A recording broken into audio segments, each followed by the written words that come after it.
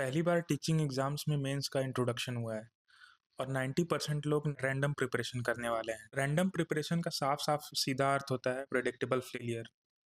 100% guarantee है कि अगर आप रैंडम प्रिपरेशन करने वाले हो तो 100% you are going to fail, क्योंकि mains is not easy game और इसमें नूब सर्वाइव नहीं कर पाएंगे। Hello and welcome to teach with Bipin. Here I am with my targeted mains programme which is absolutely free of cost. दोस्तों, इस programme के बारे में अगर हम बात करें तो इस प्रोग्राम में हम वही चीज़ करेंगे जो बाकी लोग करेंगे, यानी कि टारगेट्स हम वही अचीव करेंगे, बट उनको इस तरीके से अचीव करेंगे, एक स्मार्ट वे में अचीव करेंगे कि हम उसको लॉन्ग टर्म तक अपने माइंड में रिटेन कर पाएँ। मेन पॉइंट ऑफ व्यू है कि यहाँ पर एग्जाम में हम उसको जा करके लिख पाएँ, उसको within a time frame और within a word limit. इस प्रोग्राम के अगर कुछ की फीचर्स की बात करें तो इसमें हम अपना आंसर राइटिंग करना सीखेंगे और फिर उसके अलावा हम वर्ड लिमिट में अपने आंसर्स को कैसे फ्रेम करें उसको करना सीखेंगे।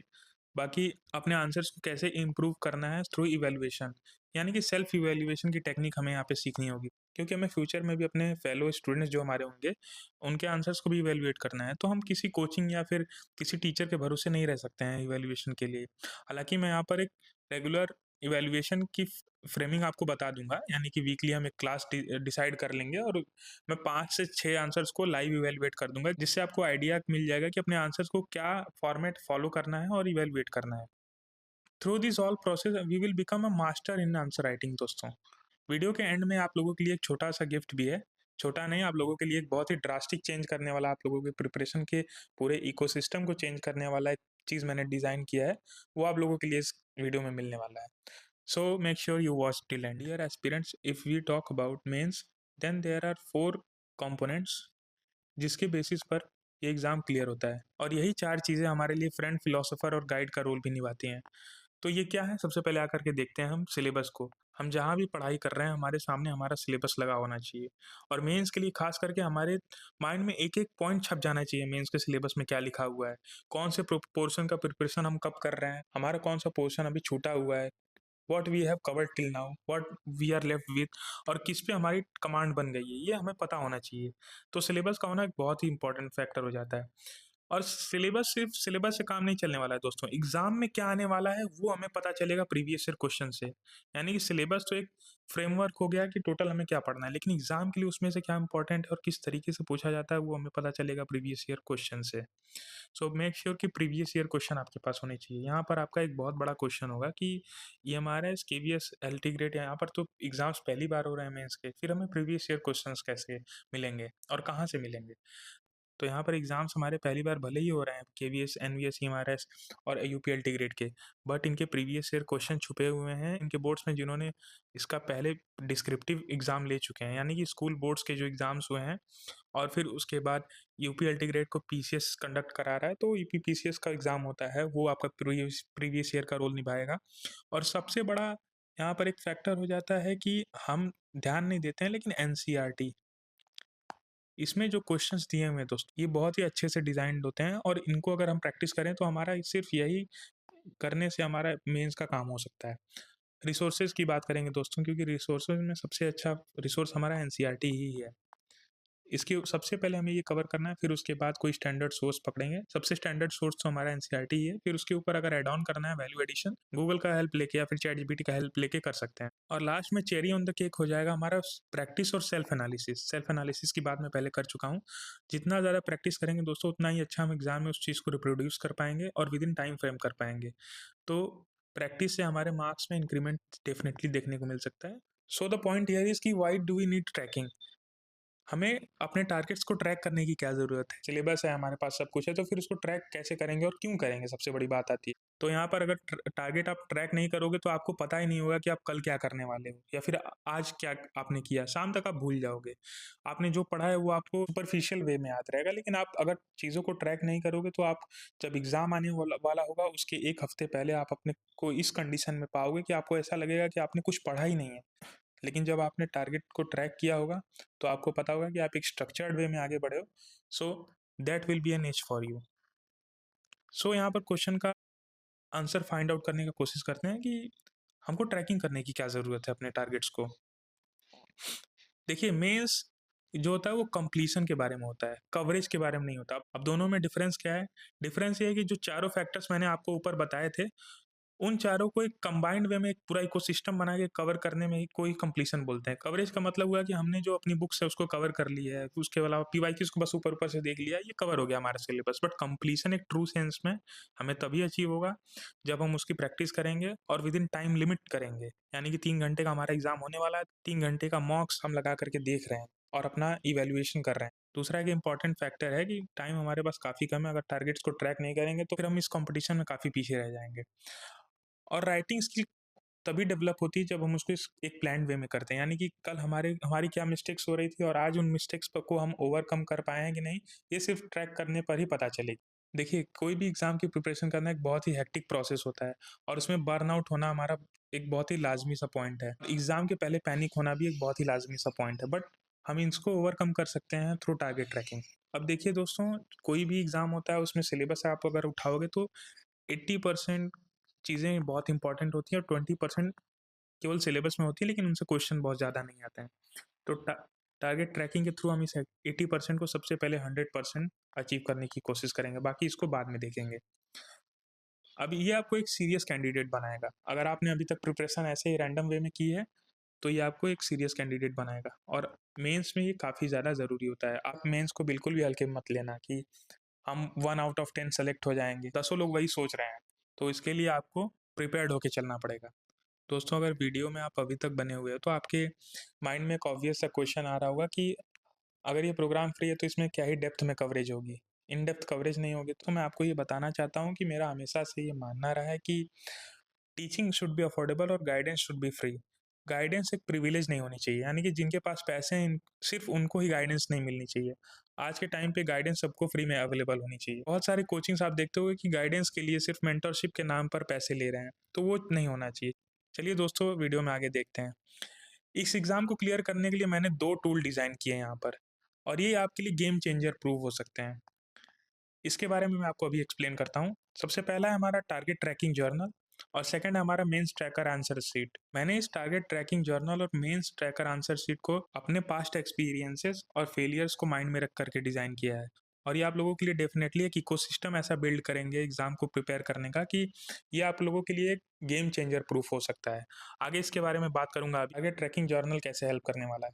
इस प्रोग्राम को हम 18th ऑफ जनवरी से स्टार्ट करने वाले हैं, क्योंकि उस दिन सारे एग्ज़ाम्स ओवर हो जाएँगे, सभी का टियर 1 हो जाएगा, यानी कि यूपीएलटी ग्रेड का एक लास्ट एग्ज़ाम बचा हुआ है, इंग्लिश का और सोशल स्टडीज़ का, तो वो कंप्लीट हो जाएगा। उसके बाद हम 18th ऑफ जनवरी से इसको स्टार्ट कर लेंगे। उस दिन से आपको क्या करना है, टेलीग्राम आप लोग जॉइन कर लीजिएगा, वहाँ पर इसका पीडीएफ आप लोगों को मिल जाएगा। आप इसके 10 या 15 शीट्स निकलवा लीजिएगा, बहुत ज़्यादा पैसे नहीं लगेंगे, सिर्फ ₹15 में आप लोगों का ये 15 शीट निकल जाएगा। A4 शीट पर इसका प्रिंट ले लीजिएगा और यहाँ पर अपना नेम मेंशन करना है और टियर 2 को होने में कितने दिन बचे हैं उसको लिखना है। अगर आप 2-3 दिनों का अपना टारगेट डिसाइड कर रहे हो, यहाँ पर टारगेट्स को मेंशन करना है अपने, कितने टारगेट्स आपको अचीव करने हैं 3 से 4 दिनों में या फिर 1 वीक में, आप उसको यहाँ पर लिखोगे। आप इसको डेली बेसिस पर भी यूज़ कर सकते हो और कितने दिन बचे हैं मेंस में, वो यहाँ पर आपको मेंशन करना है। और यहाँ पर हमारा एक डेली अफ़र्मेशन होगा। For me this affirmation will be कि I will clear this exam.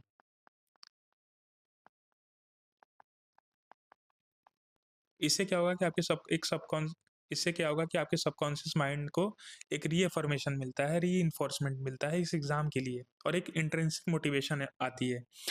अब देखिए, हम जितने टारगेट्स को अचीव कर लेंगे उसको यहाँ पर मेंशन करेंगे कि कितने टारगेट्स को कर लिया और कितने टारगेट्स को नहीं किया है। एक बहुत ही इम्पोर्टेंट मैंने यहाँ पर सेक्शन दिया हुआ है कि आप लोगों ने रील्स देखा या नहीं उस दिन? क्योंकि आज के टाइम पे पता है दोस्तों, हमारा फ़ोकस इस तरीके से लॉस्ट हो रहा है कि 15 सेकंड्स की रील्स पे भी हम नहीं टिक पाते हैं। तो एक लॉन्ग वीडियो अभी यहाँ यहाँ तक मुझे डेफ़िनेटली पता है कि 90% लोग वीडियो को छोड़ कर के जा चुके होंगे। तो मेरा उन पर फ़ोकस है ही नहीं।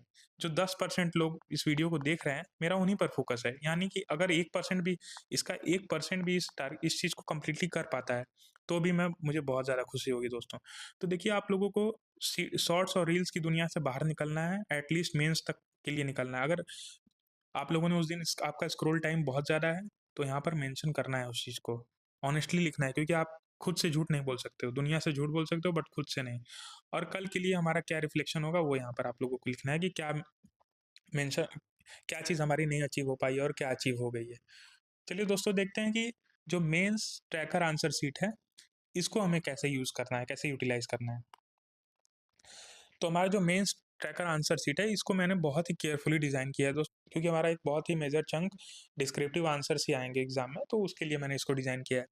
अब क्या होगा कि आप चाहे किसी भी सब्जेक्ट से हो, आप किसी भी सब्जेक्ट से हो सकते हो, बट ये पैटर्न आपको फ़ॉलो करने पर डेफ़िनिटली रिज़ल्ट देखने को मिलेगा ही। Either you can be from Hindi, SST, science और from any subject, you can be from any subject, but इसको आप फ़ॉलो कर सकते हो। तो इसके लिए आपको क्या करना है कि क्वेश्चन को यहाँ पर मेंशन करना है और उसके बाद उस आंसर को राइट करने की कोशिश करना है। देखिए, पहले दिन ये कंप्लीटली नहीं हो पाएगा, मुझे ऑब्वियसली पता है, but practice makes a man perfect. Practice करोगे आप तभी जाकर के उस चीज़ को एग्ज़ाम में कर पाओगे। मैं चाहता हूँ आप गलतियाँ करो, अभी करो। एग्ज़ाम हॉल में जो गलतियाँ करनी है उसको अभी जितनी ज़्यादा गलतियाँ हो सके करो, लेकिन एग्ज़ाम में गलतियाँ नहीं करनी है। तो यहाँ पर एक और बहुत ही इम्पोर्टेंट सेक्शन है कि हमने टाइम कितना लिया उस आंसर को लिखने में और क्वेश्चन को अटेम्प्ट किया कि नहीं। और फिर उसके बाद हमारा एक सेक्शन है कि हमको इस क्वेश्चन को दोबारा करने का ज़रूरत है कि नहीं? अगर दोबारा आपको लगता है कि बहुत ज़्यादा गलतियाँ हुई हैं, लगता है कि आपको इसमें इम्प्रूवमेंट रिक्वायर्ड है, तो आपको यहाँ पर मेंशन करना है कि हाँ, मुझे ये आंसर फिर से लिखना है। और मिस्टेक्स क्या हुई उसका एक समरी यहाँ पर मेंशन करना है कि आपने क्या मिस्टेक की है इस क्वेश्चन को लिखने में। तो जब आप इन शीट्स को रिविज़िट करोगे तो आपको पता चलेगा कि आप कहाँ थे एक टाइम पर और एक टाइम पर कहाँ आ चुके हो। तो इसका चेंज आपको देखने को ज़रूर से मिलेगा दोस्तों। तो इसको डाउनलोड कर लेना और इसमें आंसर्स लिखने का ट्राई करना। रैंडम ऐसे लाइन वाली पेजेज़ पे लिखने का ट्राई मत करना, क्योंकि वो एग्ज़ाम में आपको गारंटीड नहीं है कि लाइन वाली पेजेज़ ही आएँगी, क्योंकि मेंस एग्ज़ामिनेशन में अक्सर ऐसे ब्लैंक शीट ही आती हैं। तो अभी से आपको ब्लैंक शीट में ही लिखने का प्रैक्टिस करना है। और अपकमिंग वीडियोज़ में मैं आपको बता दूँ कि मैं आपको इसका पूरा फॉर्मेटिंग बताने वाला हूँ कि कैसे आंसर को लिखना है। एक आंसर कैसे हमारा होना चाहिए, उसका कंप्लीट फॉर्मेट मैं आपको बताऊँगा। तो मेक श्योर यू सब्सक्राइब। मैं इस प्रोग्राम को टोटली केवल आप लोगों के लिए कर रहा हूँ और इसमें मेरा केवल एक ही सेल्फ इंटरेस्ट निहित है, वो है कि मुझे अपनी टीचिंग स्किल्स को इम्प्रूव करना है। हालाँकि मैं 2018 से ही टीचिंग कर रहा हूँ, बट मुझे ऑनलाइन में भी टीचिंग स्किल्स को अपने इम्प्रूव करना है। एकमात्र गोल मेरा वही है और आप लोगों में से अगर कुछ लोग भी सेलेक्ट होते हो मेरी वजह से, तो मुझे बहुत ज़्यादा अच्छा लगेगा। और ये प्लान आपको कैसा लगा दोस्तों, कमेंट करके ज़रूर बताना और इसमें मैं और इम्प्रूवमेंट करूँगा अगर आपके फीडबैक मुझे मिलेंगे। तो आपका फीडबैक ही मेरे लिए एक इंट्रिंसिक मोटिवेशन रहेगा दोस्तों। मैंने पहले भी मेंशन किया है, बट मैं यहाँ पर फिर से री-मेंशन करना चाहूँगा कि अगर आपने रील्स और शॉर्ट्स में टाइम वेस्ट किया तो फिर आप समझ लेना कि आप कॉम्पिटिशन से ऐसे ही आउट हो जाओगे। तो उस 90% में आप सबसे पहले आप ही जगह बनाओगे, क्योंकि जो लोग एग्ज़ाम क्लियर करेंगे वो सबसे पहले इन सब माया जाल से निकल जाएँगे दोस्तों। तो आपको भी ये काम नहीं करना है। मतलब ये बिल्कुल नहीं करना है, बिल्कुल भी नहीं करना है। अपने आप को माइंडलेस स्क्रॉलिंग से टोटली बचाना है, क्योंकि वैसे ही आप लोग क्लासेस लेते हो इतनी सारी टाइम आपका यहीं पे जाता है, तो आपको स्क्रीन टाइम आपका बचाना है। So friends, let us finish this video here और डिस्क्रिप्शन में आपको टेलीग्राम का लिंक मिल जाएगा। आपको ये दोनों प्रिंटेबल पीडीएफ प्रोवाइड हो जाएंगे और इस प्रोग्राम को हम फिर से मेंशन कर दे रहे हैं कि 18 तारीख से हम स्टार्ट करेंगे, 18 जनवरी से। तो बी प्रिपेयर्ड और सारे अपने सोर्सेज को इकट्ठा कर लेना और उस दिन से एकदम किक स्टार्ट करेंगे। और दोस्तों, इस वीडियो की सीरीज में अगला हम आंसर राइटिंग के बारे में बात करेंगे, डायरेक्टिव वर्ड्स के बारे में बात करेंगे और एक कैलेंडर हमारा कैसा होना चाहिए आने वाले एग्जाम के लिए, उसके बारे में बात करेंगे। Till then, see you.